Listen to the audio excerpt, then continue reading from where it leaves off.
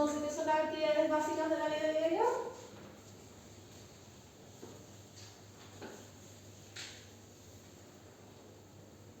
A ver, yo puse que es para que pueda subsistir de forma independiente. Ya, bien. ¿Y las instrumentales qué vendrían siendo?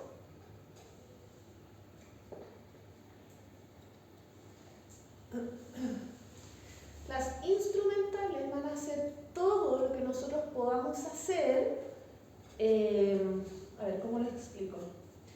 No solo para poder sobrevivir, sino que para también ayudar a otros, o por ejemplo, en nuestra vida, en nuestro mismo entorno. Ejemplo, poder manejar mi economía, poder manejar mi sueldo, saber si gasto, no gasto, si guardo, etc.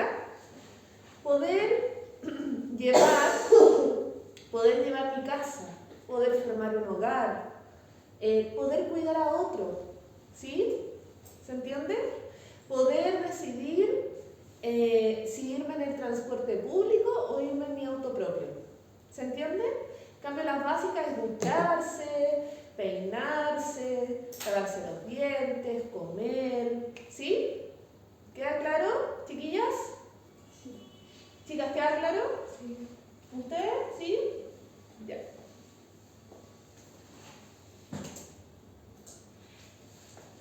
Bueno, la anamnesis entonces es la recolección de datos y posteriormente nosotros tenemos que evolucionar, como se los comenté al principio, en la ficha clínica, ¿cierto? Evolucionar sesión a sesión. O incluso si la paciente no va, paciente hoy no asiste, avisa, paciente hoy no asiste, no avisa. ¿Sí? Una buena anamnesis es suficiente para definir el camino a seguir. Si yo hago una anamnesis completa como corresponde, créanme que van a saber qué hacer con ese paciente, ¿ya? Y saber qué no hacer con el paciente. ¿Sí? ¿Queda claro?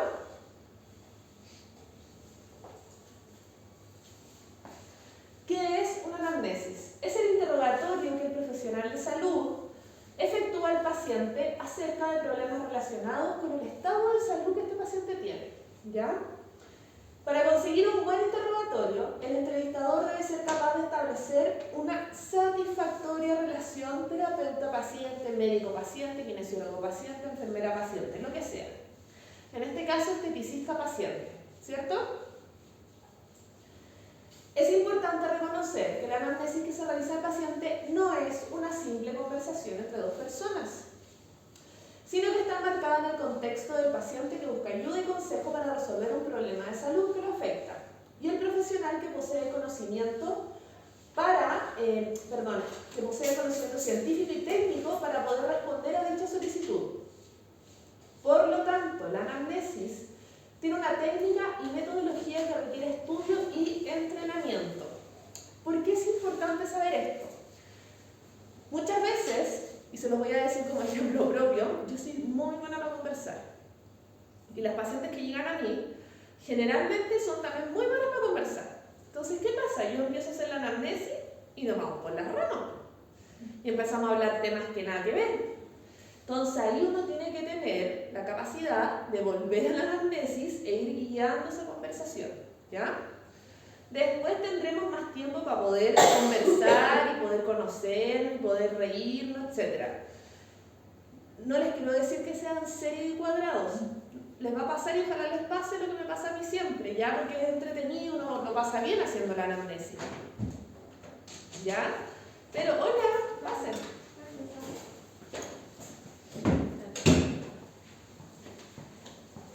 ¿Qué les pasó, chiquillas? Yo me quedo bien.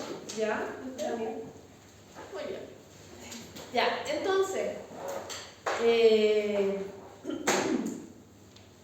y lo otro, para poder hacer una anamnesis tengo que ganarme la confianza del paciente, ¿ya? Porque le voy a preguntar cosas, a lo mejor no graves, pero le voy a preguntar cosas un poco íntimas. Y muchas veces el paciente empieza como, ¿es necesario? ¿Y por qué? Entonces uno tiene que saber explicarle por qué yo le tengo que hacer esta entrevista, ¿ya? Me tengo que ganar la confianza de él. Les voy a contar un poquito una historia de cuando tuve que atender a un delincuente en la lanza de acá del centro. Entonces la profe, yo en ese tiempo era interna, la profe se me acerca y me dice, Bárbara, me pasa la ficha clínica donde está la anamnesis, está todo lo del paciente, y me dice, tienes que atenderlo a él, necesito que no venga drogado y que venga obviamente que se comporte. Entonces yo le digo, ¿ya? ¿Y cómo drogado? Me dice, sí, porque él consume cocaína.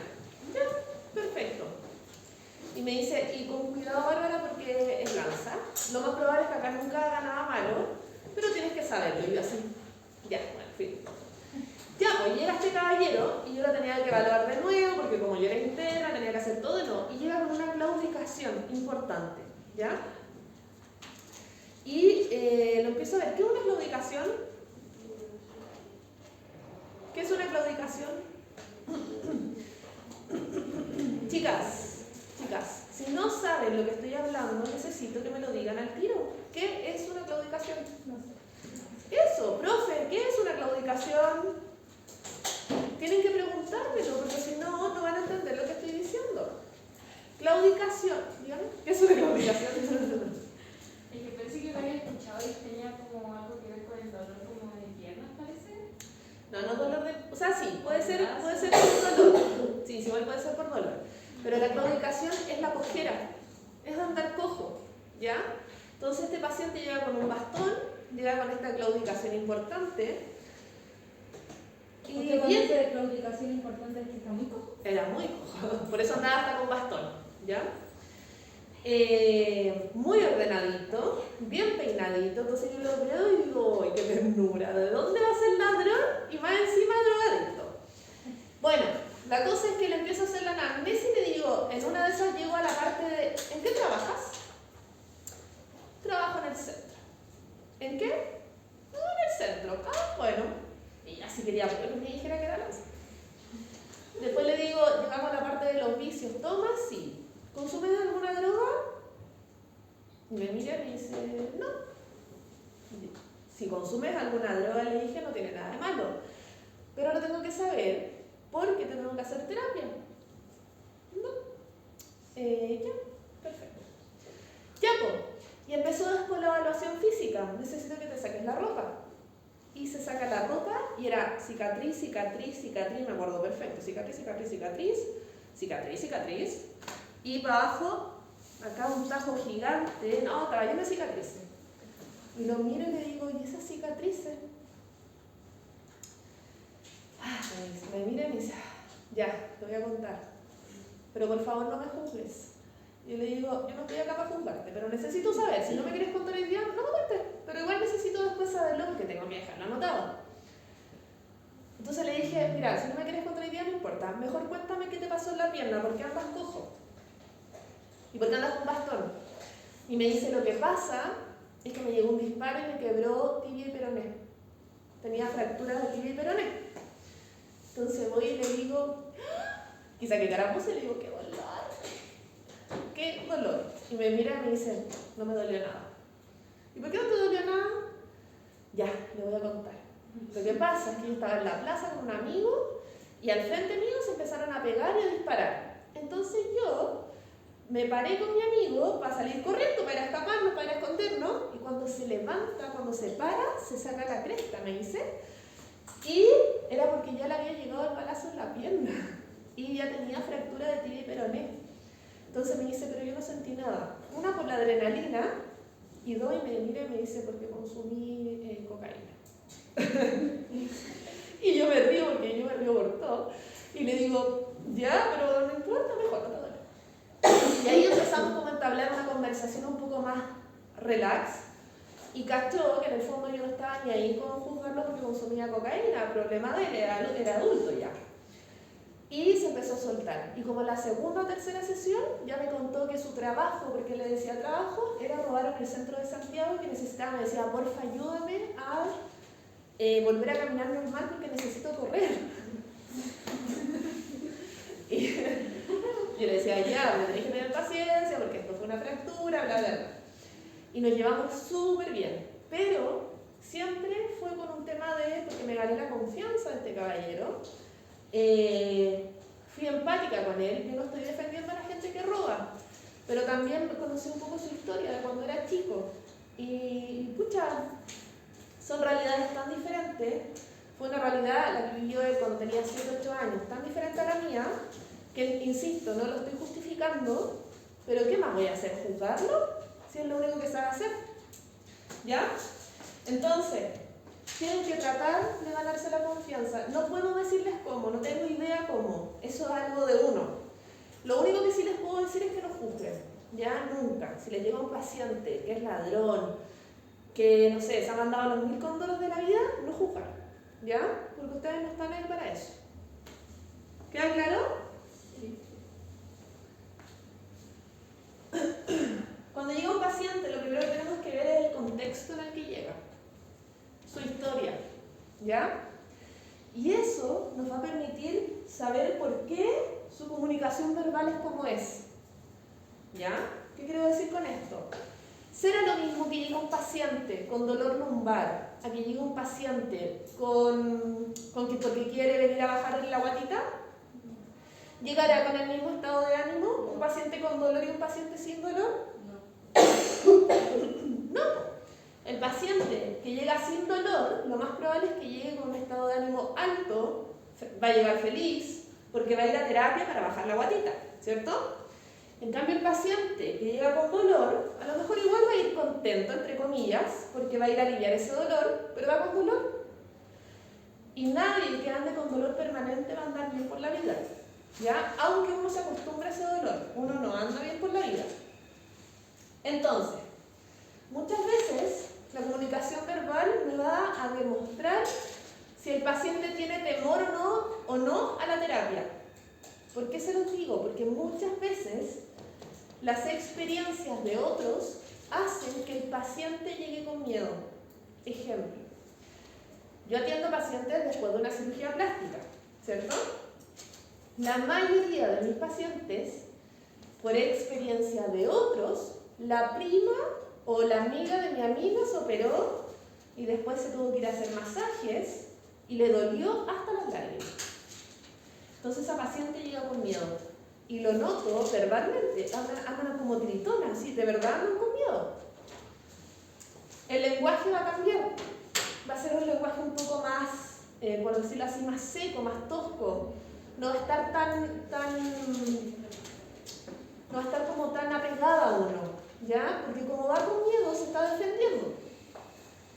Emocionalmente, o sea, chiquillas, llegan pacientes con miedo por experiencias que han tenido o por experiencias de otro que le han contado y llegan llorando.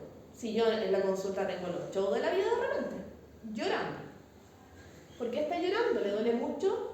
Sí, me duele mucho, pero me va a doler más, ahora me va a doler más porque a mi prima le dolió y yo me asustaba. Y yo así, y nos miraba con mi colega y como, ay, no, ¿por qué? ¿Ya? Y bueno, también es una cosa de educación, ¿ya? Pero esto, la educación la traen los pacientes por la formación que han tenido, por los valores de la casa, etc. La educación en este caso se va a notar al momento de que el paciente llegue con miedo o no. Hay gente que de verdad ha llegado, permiso chiquillas, pero ha llegado haciendo esta hueá me va a doler. Y gritando garabatos para todos lados, se los juro que ha pasado eso. Y hay gente muy educada que ha demostrado ese miedo, pero de una forma mucho más educada. ¿Ya? Es lo mismo que pasa cuando uno se va a colocar los brackets. ¿Qué está hablando? Yo. Ay. Cuando se van a poner los brackets, los casillos. Porque yo cuando me puse, ¿Ya? no me decían, no, que te va a doler, eso duele, que aquí, que allá. Ay, no, no. Y yo fui, todo normal, no dolió nada. Nada dolió. Y llego a mi casa, así, con una vecina, y me queda mirando y me dice, oh, la cocina es bracket, la cosa, y yo así. Y te dolió, esa, así como asustada, y dicen, no, no duele, digo, si te los pegan, no duele.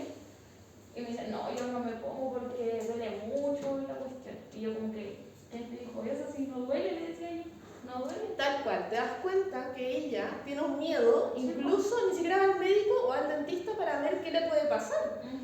Simplemente no va y rechaza eso por una experiencia. Sí, pues ella no va porque le da miedo. Que ni siquiera es una experiencia que ni siquiera vivió ella, vivió otro. Exacto. Hablando de esto, siempre tienen que entender que los pacientes, las personas son todas diferentes. Lo que a mí me duele no le tiene por qué doler a ella, y al revés, ¿ya? ¿Se entiende eso? Hay gente, chiquilla, hay gente que tiene una patología, una condición que se llama alodinia. La alodinia, si le hacen esto en el cuerpo, les duele. ¿Por qué se los cuento? Para que entiendan que lo que yo siento no tiene por qué sentirlo la otra persona, ¿ya? Si yo en una liposucción quedé toda morada, usted si se hace una liposucción no tiene por qué quedar toda morada. Quizás sí, quizás no, no lo sabemos. Si a mí no me dolió, o me dolió más o menos, a lo mejor allá han llegado pacientes en silla de ruedas a la consulta, haciendo el show de la vida. Y nosotros nos reímos porque ya es show. Pero hay gente que llega bien, como si no le hubiesen hecho nada, ¿ya? Entonces, esto tenemos que siempre ver al paciente en el contexto en el que está, ¿ya? Quizá el paciente viene después de un luto, quizá el paciente lo echaron de la pega y viene con un estrés gigante. Quizá el paciente tuvo problemas familiares, se está separando. O quizás va feliz porque, no sé, nació su sobrinito nuevo. ¿Cierto? O encontró la pega de su sueño. ¿Se entiende? El contexto me va a indicar mucho cómo el paciente va a venir. Y yo voy a tener que tener una respuesta a esto. Decidir, razonar, oír, expresar, relacionar e interpretar. ¿Ya? Todo lo que el paciente me está diciendo. Y tengo que también ser consciente de que el paciente algo le puede estar pasando. ¿Ya? Si la anamnesis el paciente me dice, no, lo que pasa es que estoy con una depre hace 6 meses, tengo que saber interpretar, relacionar todo lo que el paciente me está diciendo con esa enfermedad que tiene. ¿Sí o no?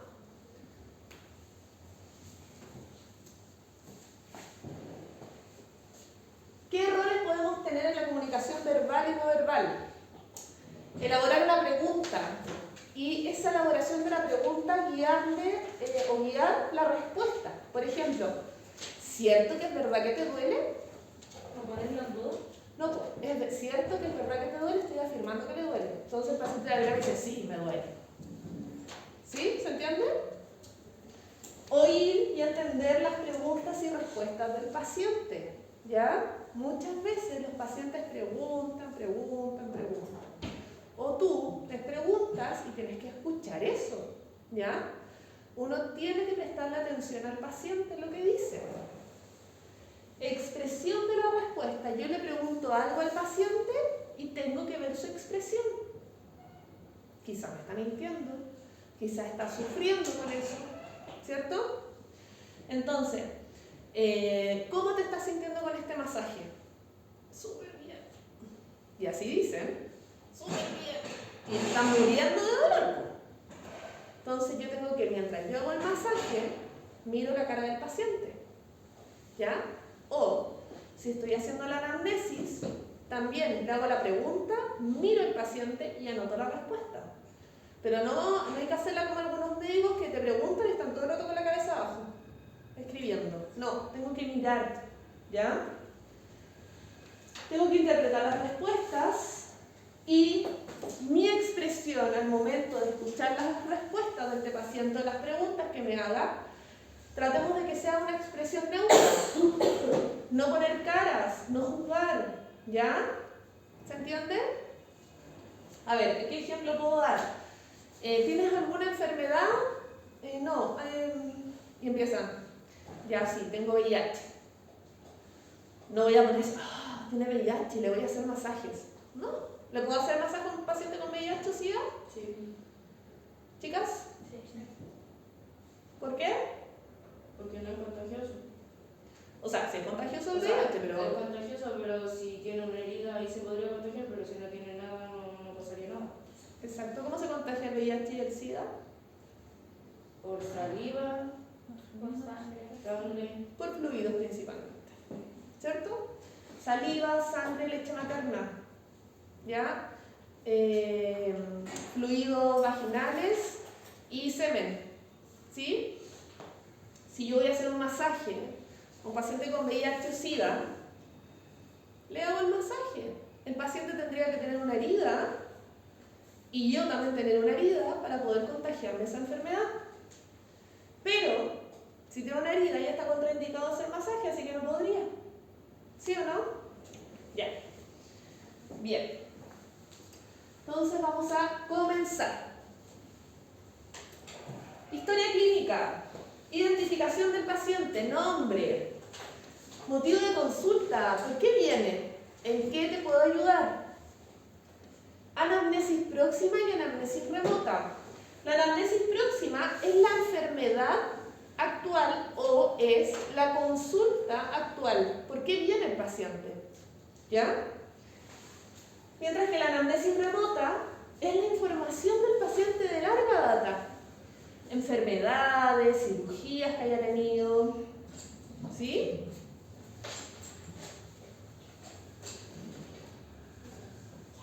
Identificación del paciente, nombre, edad, previsión, teléfono, actividad o profesión. ¿Ya? ¿Por qué es importante conocer la previsión, creen ustedes?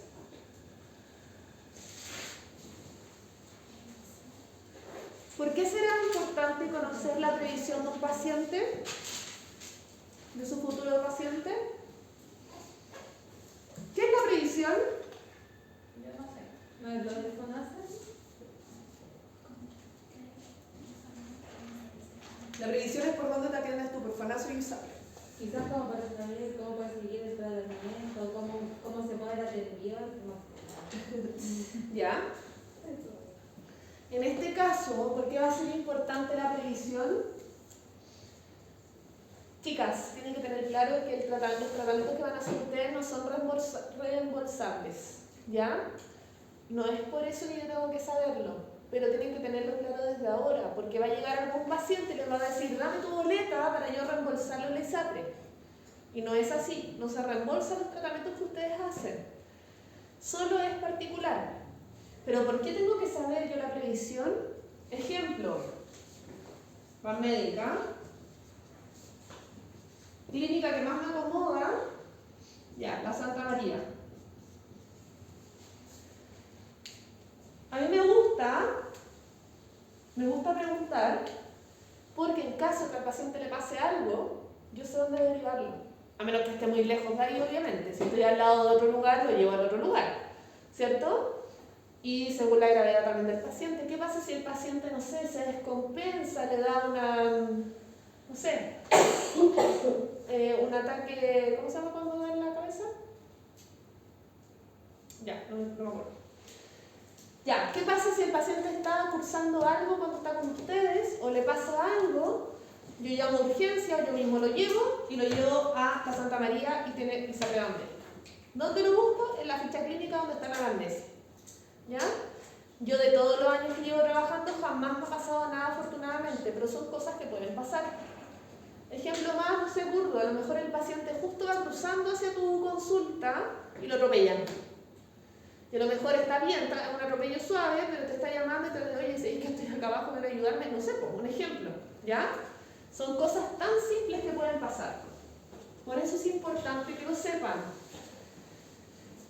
El doctor Hoffman, donde opera, la clínica queda al frente de la alemana, entonces es chistoso porque la gente que se opera en la clínica donde el doctor opera no hay UCI. Entonces, si le llega a pasar algo a alguien de los que se opera, lo tienen que llevar a la alemana. Entonces, toda la gente es como, por favor, que no me vaya a pasar nada porque es la alemana, pues es carísimo. Entonces, por eso es importante. ¿Ya? Pero si alguien llega como con una urgencia a una clínica, igual te cobran. Se supone que entras por la ley de urgencia, pero tú crees que las clínicas... No lo sé, por ejemplo, en cirugía plástica, porque cirugía plástica. Claro. Entonces, ¿qué pasa? Que a lo mejor, no sé, perdiste más sangre de la que debiste y necesitas una transfusión y creo que te lo van a cobrar. ¿Y ahí se lo cobrarán al paciente o a la persona que te está operando? No, al paciente. Al paciente. Ya, actividad o profesión. ¿Por qué es importante saber la actividad o profesión del paciente?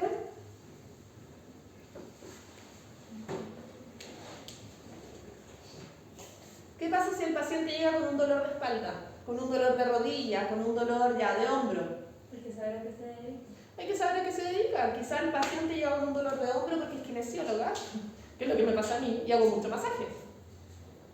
Entonces me va a doler porque sigo moviendo el hombro y no va a parar a menos que me hagan, o sea, aunque me hagan muchos masajes, claro, a mí me alivia, y de verdad alivia. A mí me alivia mucho cuando mi colega me hace masaje. Pero salgo de ahí, salgo de la consulta de ella, y a los 5 minutos tengo que atender a mi paciente. Y el dolor empieza de nuevo. Entonces es importante reconocerlo porque puede ser que el paciente salga de su consulta muy bien, pero va a caminar un par de cuadras o va a llegar de nuevo al trabajo y le va a seguir doliendo y los va a llamar y les va a decir: oye, tu masaje no me sirvió de nada. ¿Por qué me sigue doliendo? Sí, pero usted trabaja haciendo, no sé, carga de peso, ¿ya? Quizás usted tiene que hacer, estar sentado todo el día arriba de un camión. Obviamente le va a seguir doliendo la espalda. ¿Se entiende, no? ¿Sí? Sí.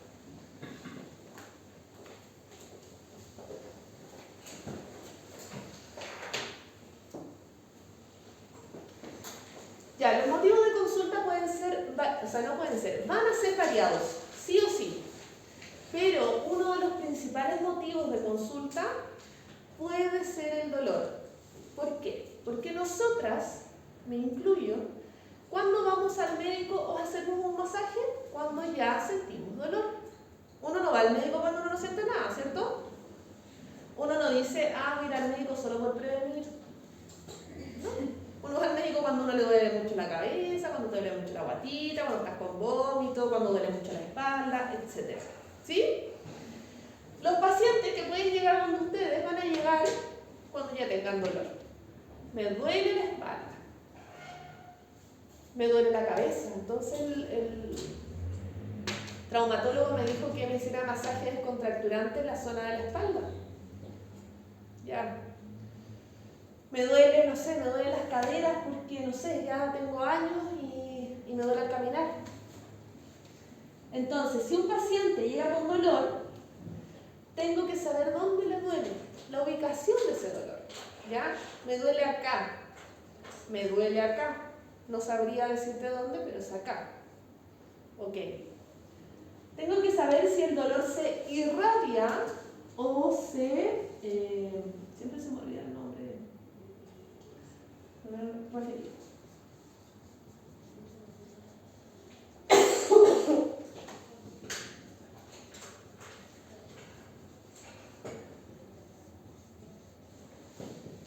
Tengo que saber si el dolor es referido o es irradiado. ¿Sí? El tipo de dolor, la intensidad, cómo llegó ese dolor. Un día me levanté y me empezó a doler, o todos los días me empezó a doler un poquito más, o todos los días me duele de la misma manera. ¿Qué factores alivian o agravan ese dolor? ¿Saben qué? Cuando estoy mucho de pie me empieza a doler. Cuando estoy acostada mirando hacia arriba, me duele. Cuando me pongo boca abajo, me duele. Si me pongo de lado, no me duele. ¿Ya? Entonces, ¿por qué será importante saber si qué factores alivian o le agravan el dolor? ¿Por qué creen que es importante? Las recomendaciones, ¿sabes cómo trabajar? Para saber, más que sí, recomendación igual, pero más que eso, para saber cómo trabajar con ese paciente. Si el paciente llega con un dolor lumbar y yo le pregunto qué posiciones le alivian y qué posiciones le agravan ese dolor, y el paciente le dice: me alivia estar de lado, pero me duele más si me pones de guatita. ¿Lo voy a poner de guatita? No. Lo pongo de lado y ahí le hago el masaje. ¿Sí o no? Te recomiendo entonces la casa que duermas con un cojín entre medio de las piernas, que te pongas un cojín en la espalda para que evites darte vuelta y así no empiece el dolor de nuevo y solo estés de lado. ¿Se entiende? Ahora, ¿qué es dolor referido e irradiado? Ya, lo van a buscar ahora.